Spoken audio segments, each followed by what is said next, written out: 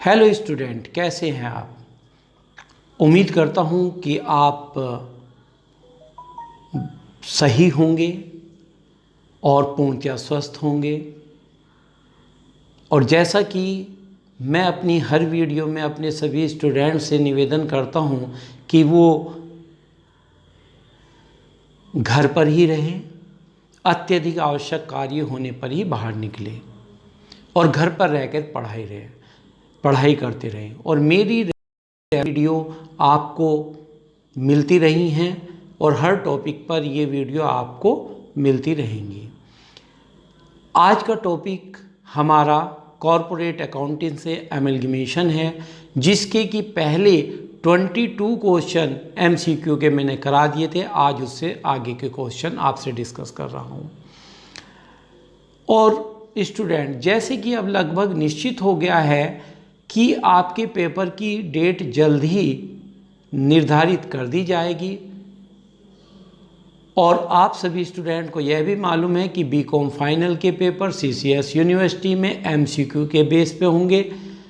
और पहले की वीडियो में मैंने आप लोगों से न्यूमेरिकल और थ्योरेटिकल पोर्शन करा दिए थे और उसके बाद आपको हर टॉपिक की MCQ कराने जा रहा था।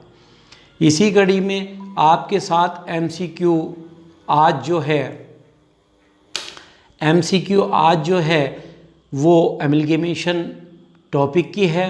और इस टॉपिक के पहले क्वेश्चन हो चुके 22, तो आज उससे आगे के क्वेश्चन शुरू करने जा रहे हैं। लेकिन एक बार फिर निवेदन पुनः है कि सभी स्टूडेंट घर पर ही रहकर अपनी पढ़ाई करें और बहुत कम बाहर निकले। कोविड-19 का खतरा अभी पूरी तरीके से नहीं हटा है और मैं उम्मीद करता हूं कि आप ये नियम पालन कर रहे होंगे। उसके साथ साथ अपनी मित्रों, अपने पड़ोसियों, अपने घर के सभी सदस्यों को भी इनके नियमों का पालन करने के लिए आह्वान कर रहे होंगे। तो स्टूडेंट, आइए शुरू करते हैं आज के टॉपिक एमलगमेशन का second part, MCQ on amalgamation. तो यहाँ पर क्वेश्चन स्टार्ट करते हैं। Here is a first question. शुद्ध संपत्ति का क्रय प्रतिफल पर आधिक्य कहलाता है? सामान्य संचय, ख्याति, पूंजी संचय, उपयुक्त सभी। चूंकि excess of net assets over purchase price, over purchase consideration is called, तो its answer is a capital reserve. Its answer is capital reserve.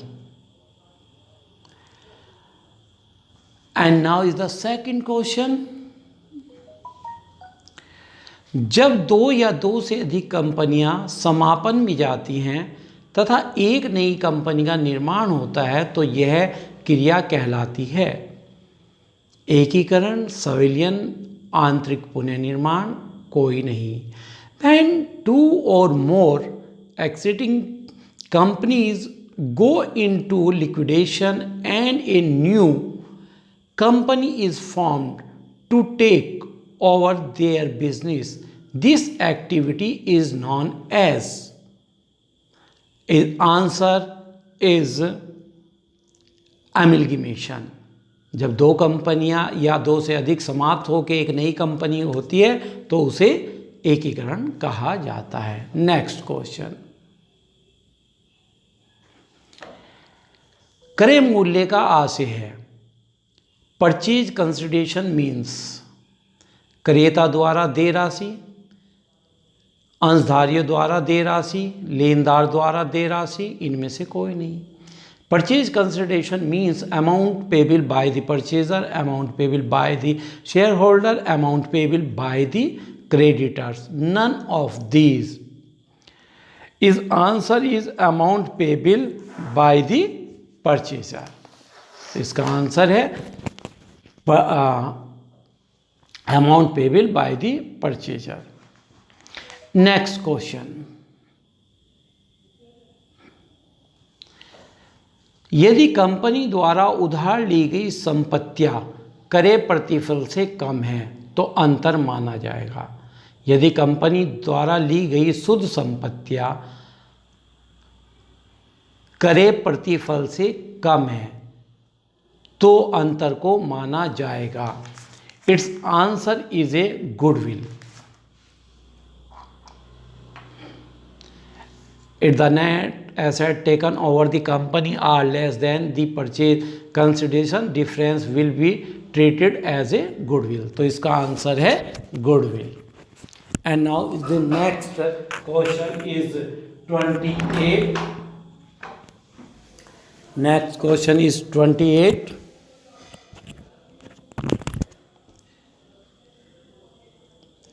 AS 14 के अनुसार एकीकरण को लेखांकन के उद्देश्य से वर्गीकृत किया गया है। 3 भागों में, 2 भागों में, 1 भाग में, उपयुक्त में से कोई नहीं। As per AS 14 amalgamation for accounting purpose can be classified into the 3, 2, 1 categories and none of these. Here is the answer of 2 category. तो स्टूडेंट्स इसका आंसर है 2 category. Now is the question 29। 1 अप्रैल अथवा इसके बाद प्रारंभ होने वाली लेखांकन अवधि के संबंध में लेखांकन प्रमाण 14 लागू होता है। Accounting standard is applicable in the respect of the accounting period commencing on or after 1st April, and answer is 1995. That's the A. Now is the next question is 30.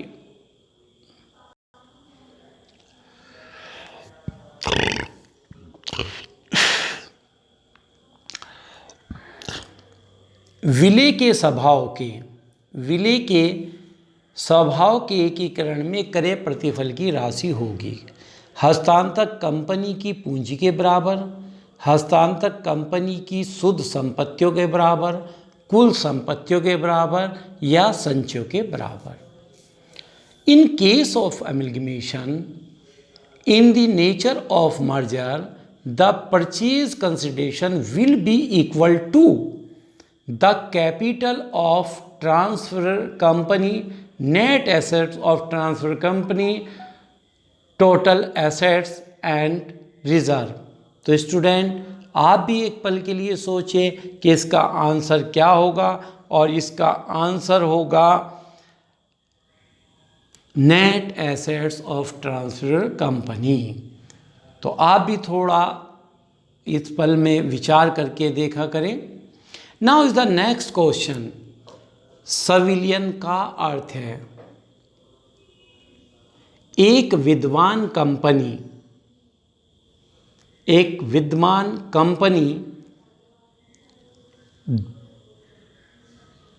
द्वारा अन्य कंपनी को अपने में मिलाना, दो कंपनियों का समापन करके नई कंपनी बनाना, विद्यमान कंपनी द्वारा आर्थिक स्थिति सुधारना, एक कंपनी द्वारा दूसरी कंपनी को खरीदना। तो स्टूडेंट आप देखिए, सोचिए इसका क्या आंसर होगा।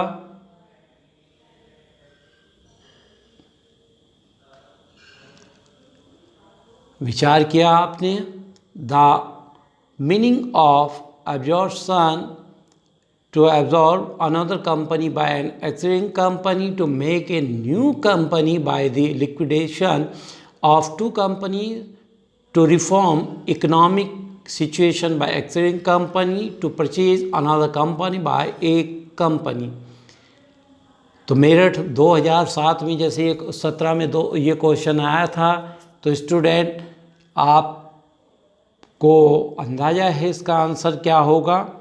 इसका आंसर है ए, to absorb another company by an exiting company. Now is the next question is 32. तो स्टूडेंट ये दूसरा क्वेश्चन भी पेपर में 2017 के पेपर में आया था। तो ये जितनी भी वीडियो मैं आपको इसकी करा रहा, हर टॉपिक के लगभग मैं 100 से 150 क्वेश्चन आप लोगों को करा रहा हूँ, और इन क्वेश्चन को यदि आप कर लेते हैं तो लगभग हर टॉपिक पूरी तरह क्लियर हो जाता है, और इनसे कोई प्रॉब्लम आपको आती है तो डिस्कस हो जाएगी। तो नाउ इज ए 32 क्वेश्चन। करे के स्वभाव के एकीकरण में क्रेता कंपनी की पुस्तकों में संपत्तियों एवं दायित्वों को दर्ज किया जाएगा।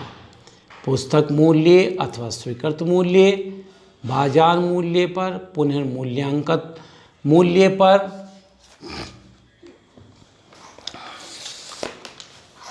अपलिखित मूल्य पर। तो विचार करें कौन से मूल्य पर होगा। इन amalgamation in the nature of purchase, in purchase books of assets and liabilities will be shown on book value or agree value, market value, on revaluated value, on written down value. So it is clear that the answer is book value और agree value, यही इसका answer है। तो student अब अगला question देखते हैं। जब 2 या 2 से अधिक कंपनियां समापन में जा रही हैं, जब 2 या 2 से अधिक कंपनियां समापन में जा रही हैं और एक नई कंपनी की स्थापना हो रही है, तो इस स्थिति को क्या कहा जाएगा? संविलियन, एकीकरण, आंतरिक पुनर्निर्माण और बाह्य पुनर्निर्माण। तो आप विचार कीजिए इसका आंसर क्या होगा। When 2 or more companies go into liquidation and a new company is formed, then it is known as absorption, amalgamation, internal reconstruction or external reconstruction. So अनुमान लगा लिया होगा। आई थिंक क्लास में भी ये आप लोगों के साथ टॉपिक हुआ था, थ्योरी भी कराई थी, और आई थिंक आपको आइडिया हो गया होगा। फिर भी आंसर बताते हैं। इसका आंसर है amalgamation.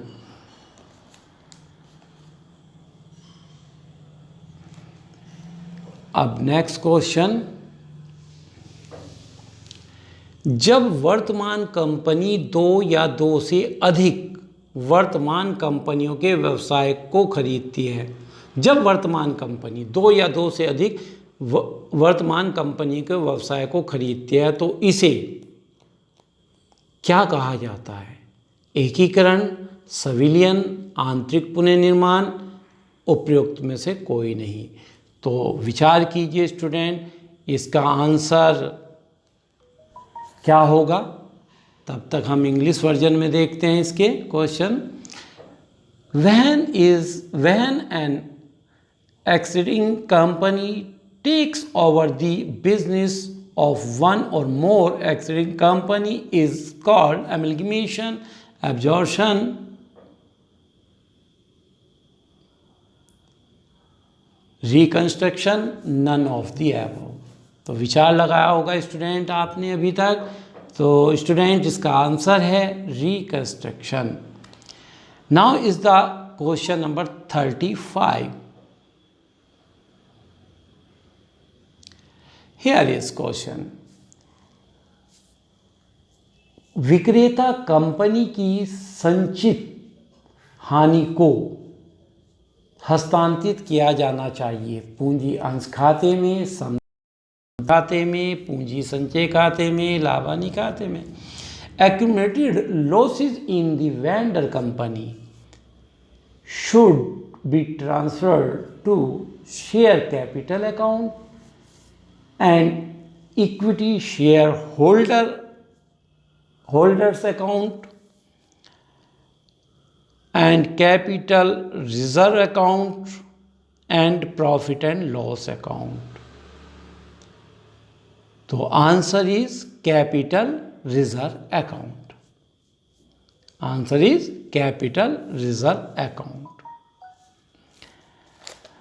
And now next question.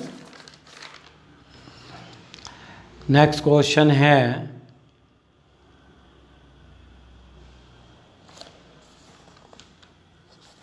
Next question देखते हैं स्टूडेंट। अब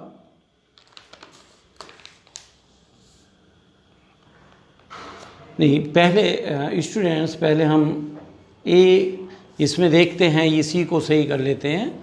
हियर इज द क्वेश्चन, जरा देख लेते हैं क्वेश्चन एक बार फिर 35 को। विक्रेता कंपनी की संचित हानि को हस्तांतरित किया जाना चाहिए अंश पूंजी खाते में, समता अंशधारी खाते में, पूंजी संचय खाते में या लाभ हानि खाते में। तो स्टूडेंट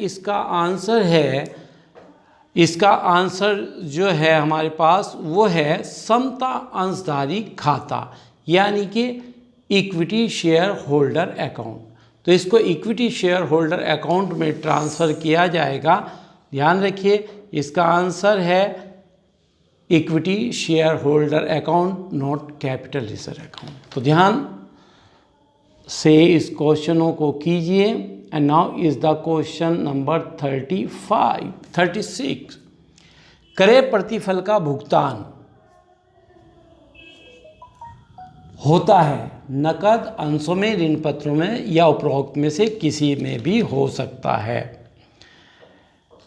तो इसका आंसर आपका क्वेश्चन नंबर 36 में एक बार सोचिए, इतने हम इंग्लिश वर्जन में करते हैं। Purchase consideration is payable in cash, shares, debentures, any one of the above और ऑल ऑफ द अबव।